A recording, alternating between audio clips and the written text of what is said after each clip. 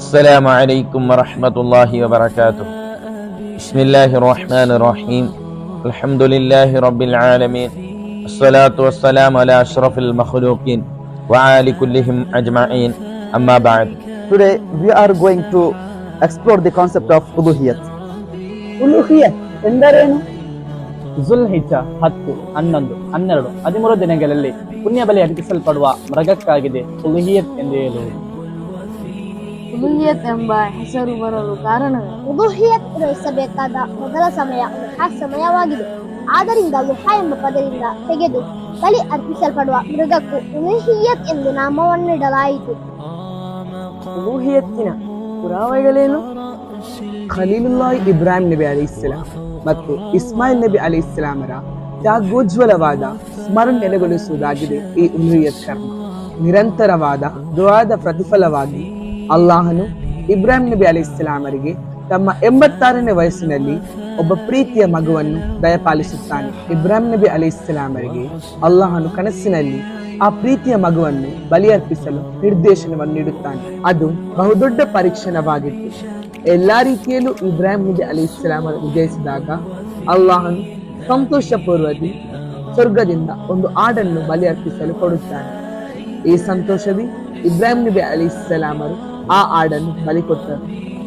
ಈ ಅನುಸ್ಮರಣೆ ಉಲುಹಿಯತ್. ಉಸ್ತಾದರಿ, ಈ ಚರಿತ್ರೆ ಬಗ್ಗೆ ಪರಿಶುದ್ಧ ಕುರ್ಆನಿನಲ್ಲಿ ಪ್ರಸ್ತಾಪಿಸಲಾಗಿದೆಯೇ? ಖಂಡಿತವಾಗಿಯೂ ಇಬ್ರಾಹಿಂ ನಬಿ ಅಲೈಹಿಸ್ಸಲಾಮರ ಸ್ಮರಣಾರ್ಥ ಉಲುಹಿಯತ್ ಎಂಬುದಕ್ಕೆ ಸೂರತ್ ಸಾಫಾತಿನಲ್ಲಿ ರಬ್ಬಿ ಹಬ್ಲಿ ಮಿನಸ್ ಸಾಲಿಹೀನ್ ಫಬಶರ್ನಾಹು ಬಿಗುಲಾಮಿನ್ ಹಲೀನ್ ಎಂದು ಇಬ್ರಾಹಿಂ ನಬಿ ಅಲೈಹಿಸ್ಸಲಾಮರನ್ನು ಅಲ್ಲಾಹನು ಪರೀಕ್ಷಿಸಿದ ವಿಷಯ ಸೂರತ್ ಸಾಫಾತಿನಲ್ಲಿ ಸ್ಪಷ್ಟವಾಗಿ ವಿವರಿಸಲಾಗಿದೆ. ಉಸ್ತಾದರೆ, ಉಲುಹಿಯತ್ಗೆ ಪರಿಶುದ್ಧ ಕುರ್ಆನಿನ ಪುರಾವೆಯೇನು?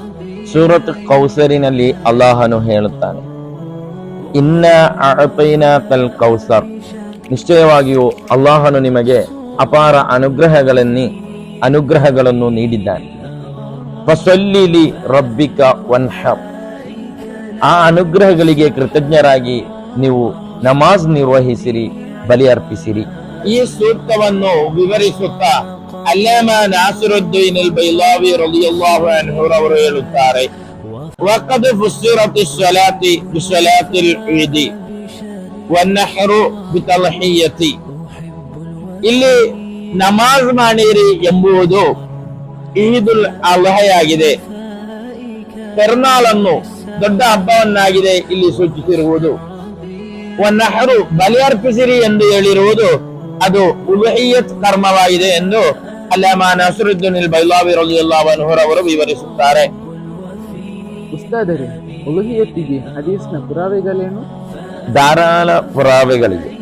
ಇಮಾಮ್ ತುರ್ಮುದಿ ರಲಿಯಲ್ಲಾಹು ಅನ್ಹು ಅವರು ಉಲ್ಲೇಖಿಸುತ್ತಾರೆ, ಅನ್ ಅನಸ್ ಇಬ್ನ್ ಮಾಲಿಕ್ ರಲಿಯಲ್ಲಾಹು ಅನ್ಹು قال ضحى رسول الله صلى الله عليه وسلم بكبشين أملحين أقرنين ذبحهما بيدها وسمى وكبر فضلع رجله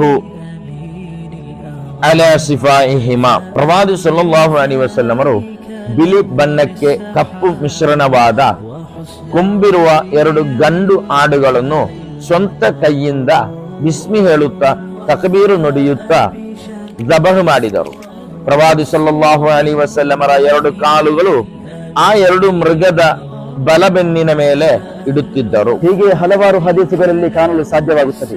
ಇಮಾಮ್ ಅಹ್ಮದ್ ರಲಿಯಲ್ಲಾಹು ಅನ್ಹು ತಮ್ಮ ಮುಸ್ನದ್ ಎಂಬ ಗ್ರಂಥದಲ್ಲಿ ಉಲ್ಲೇಖಿಸುತ್ತಾರೆ, ಅನ್ ಅಬಿ ಹುರೈರತ ರಲಿಯಲ್ಲಾಹು ಅನ್ಹು ಅನ್ ಆಯಿಷಾ ರಲಿಯಲ್ಲಾಹು ಅನ್ಹಾ قالت كان رسول الله صلى الله عليه وسلم إذا ضحى اشترى كبشين عظيمين سمينين أقرنين أملحين موجوعين قال فيذبح أحدهما عن أمته ممن أقر بالتوحيد وشهد له بالبلاغ ويذبح الآخر عن محمد وآل محمد. ಪ್ರವಾದಿ ಸಲ್ಲಲ್ಲಾಹು ಅಲೈಹಿ ವಸಲ್ಲಂ ಅವರು ದಬಹ ಮಾಡಲು ಉದ್ದೇಶಿಸಿದರೆ ದಷ್ಟಪುಷ್ಟವಾದ ಬಿಳಿ ಬಣ್ಣಕ್ಕೆ ಕಪ್ಪು ಮಿಶ್ರಿತ ಕೊಂಬಿರುವ 2 ಆಡುಗಳನ್ನು ಪಡೆದು ಒಂದು ತೌಹೀದೊಂದಿಗೆ ಸಾಕ್ಷಿಯಾಗಿಸಿ ತಮ್ಮ ವಿಶ್ವಾಸಿಗಳಾದ ಉಮ್ಮತಿಗಳಿಗೂ ಮತ್ತೊಂದು ಪ್ರವಾದಿ ಸಲ್ಲಲ್ಲಾಹು ಅಲೈಹಿ ವಸಲ್ಲಮರ ಕುಟುಂಬದ ಹೆಸರನ್ನು ಬಲಿ ಅರ್ಪಿಸುತ್ತಿದ್ದರು. ಇನ್ನಷ್ಟು ಧಾರಾಳ ಹದೀಸುಗಳು ಸ್ಪಷ್ಟವಾಗಿದ್ದರು. ಈ ಹದೀಸುಗಳನ್ನೆಲ್ಲ, ಈ ಸೂಕ್ತಗಳನ್ನೆಲ್ಲ ಆಧರಿಸಿ ನಮ್ಮ ಉಲಮಾಗಳು ಇಜ್ಮಾ ಆಗಿ ಹೇಳುತ್ತಾರೆ, ಶಾಫಿ ಮಜ್ಹಬಿನಲ್ಲಿ ಉಲುಹಿಯತ್ ಮುಅಕ್ಕದಾದ ಸುನ್ನತ್ತಾಗಿದೆ. ಹಾಗಾದರೆ ಮುಅಕ್ಕದಾದ ಸುನ್ನತ್ತಾಗಲು ಕಾರಣವೇನು? ಇತರ ಮದ್ಹಬಗಳಲ್ಲಿ ಕಡ್ಡಾಯವಾದ ಕಾರಣವಲ್ಲವೇ ಉಸ್ತಾದರೆ? ಹೌದು, ಇಮಾಮ್ ಅಬು ಹನೀಫಾ ರಲಿಯಲ್ಲಾಹು ಅನ್ಹು ರವರ ಮದ್ಹಬಿನಲ್ಲಿ ಸಾಧ್ಯವಾದವರಿಗೆ ಉದುಹಿಯತ್ ಜಬಹ್ ಮಾಡುವುದು ಕಡ್ಡಾಯವಾಗಿದೆ. ಆ ಕಡ್ಡಾಯ ಎಂಬುದಕ್ಕೆ ಬದಲಾಗಿಯಾಗಿದೆ ಶಾಫಿ ಮದ್ಹಬಿನಲ್ಲಿ ಉದುಹಿಯತ್ ಜಬಹ್ ಮಾಡುವುದು ಮುಅಕ್ಕದಾದ ಸುನ್ನತ್ ಆಗಿರುವುದು. Thank you for watching us. We will conclude our table talk. Inshallah. Wa akhiru da'wana alhamdulillahi rabbil alamin. Assalamu alaikum wa rahmatullahi wa barakatuh.